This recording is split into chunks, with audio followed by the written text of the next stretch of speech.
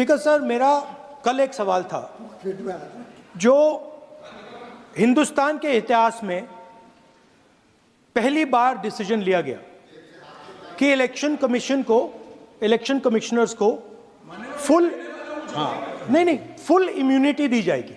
ठीक है, ये है ना, इसका जवाब इसका पीठ में खत्म नहीं किया सर। इसके पीछे जो थिंकिंग थी वो हमें सबसे पहले बताएं। ठीक है। दूसरी बात, नहीं, हरियाणा की जहां इनने बात की, इन्होंने एक उदाहरण लिया, वहां पर अनेक उदाहरण हैं। वो भी आपने दिया था ना, 19 वो भी आपने दिया था, इसलिए दिया वो भी 19 लाख वहां पे फेक लोग, वो उदाहरण आपने दिया था, इसलिए उसका जवाब दिया।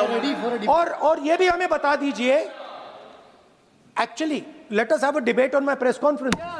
Let us go, let us have very good idea, let us have a debate on the press conferences. Amit Shah ji, I challenge you to have a debate on the 3 press conferences. और पहली बात मैं स्पष्ट करना चाहता हूं, मैं 30 साल से विधानसभा और संसद में जनप्रतिनिधि के रूप में चुनकर आता हूं। मुझे लंबा अनुभव है संसदीय प्रणाली का। विपक्ष के नेता महोदय कहते हैं कि पहले मेरी बात का आप जवाब दीजिए, मैं सुनना चाहता हूं। आपकी मुंसफी से संसद नहीं चलेगी। मेरे आप बोलने का क्रम मैं तय करूंगा, इस तरह से नहीं चलेगी संसद। मान्यवर, उनको धैर्य रखना चाहिए, मेरा जवाब सुनने का। इनकी एक एक बात का जवाब मैं दूंगा, मगर मेरे भाषण का क्रम वो तय नहीं कर सकते, मैं करूंगा, क्योंकि मैं बोल रहा हूं। क्या गलत बोला उन्होंने यही बोला, आपने जो बात उठाई है मुझे कब बोलना है मैं तय करूंगा, यही बोला ना। उसमें क्यों उत्तेजित हो रहे हो आप? हाँ, आपके 2-2 मिनट में खड़े होने से थोड़ी जवाब देते रहेंगे। नो, ये बोलिए। आपने अगर अमित शाह जी का रिस्पॉन्स देखा तो ये कंप्लीटली डिफेंसिव रिस्पॉन्स है, ये घबराया हुआ रिस्पॉन्स है, ये डरा हुआ रिस्पॉन्स है। अब सुनिए पूरी बात, प्लीज मानिए। नो, सच्चा रिस्पॉन्स नहीं है। बैठो।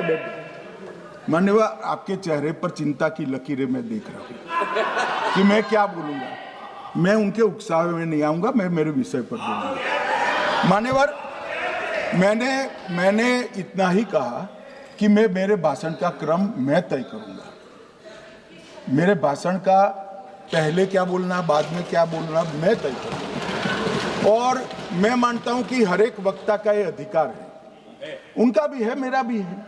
कल वो बोल रहे तो हम ऐसा थोड़ी ना बोले आप झूठ क्यों बोल रहे हो, हम नहीं बोल सकते साहब। वो माननीय विपक्ष के नेता है, वो बोल सकते अपना भाषण। मान्यवर, और मैंने तो ये भी कहा, मेरा पूरा भाषण छूट कर कुछ बच जाता है तो आप पूछिएगा, मैं जवाब दूंगा, मगर अब धैर्य भी चाहिए और सुनना भी चाहिए, दोनों चीजें करनी पड़ती है।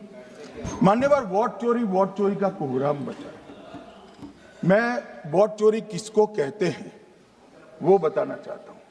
वोट चोरी के 3 आयाम हैं। एक तो मतदाता नहीं है, मतलब योग्यता नहीं है, और आप वोटर बन जाते हो तो वोट चोरी माना जाएगा। दूसरा, आप गलत प्रकार से चुनाव जीतते हो तो वोट चोरी माना जाएगा। और तीसरा, जनादेश को डिफाई करते हो, मतलब वोट के विपरीत आप कोई पद प्राप्त कर लेते हो तो भी एक प्रकार से वोट चोरी होता है। अरे सुनो ना, क्यों जल्दबाजी करते हो मानिकम, क्यों? अब मैं 3 वोट चोरी की घटनाएं बताना चाहता हूं। सबसे पहली घटना हुई, आजादी के बाद देश का प्रधानमंत्री तय करना था। तय कौन करना था? तो उस वक्त के जितने प्रांत थे, इसके कांग्रेस के अध्यक्षों ने, उनके एक एक वोट से तय होना था। अब 28 वोट श्री सरदार पटेल को मिले और 2 वोट जवाहरलाल नेहरू जी को मिले।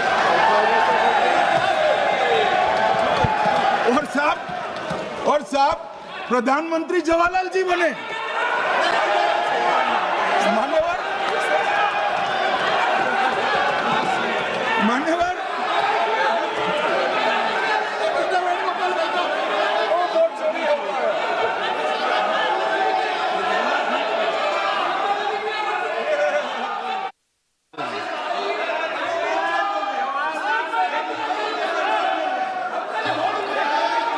माननीय गृह मंत्री जी, माननीय गृह मंत्री जी, प्लीज।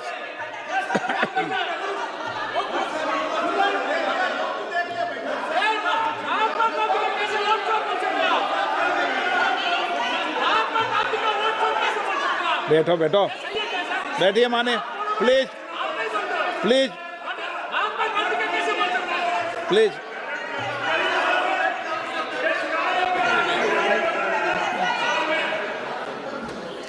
मान्यवर दूसरी, प्लीज बैठिए बैठिए माननीय सदस्य, प्लीज, हर बार नहीं उठते, बैठिए। मान्यवर दूसरे प्रकार की वोट चोरी और नैतिक तरीके से चुनाव जीतना, ऐसी वोट चोरी भी भूतकाल में एक बार हुई थी।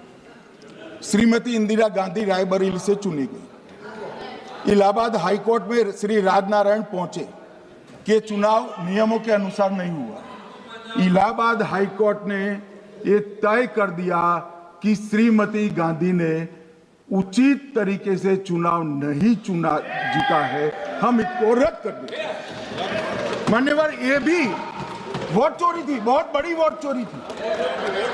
और उसके बाद में क्या हुआ? उसके बाद में क्या हुआ?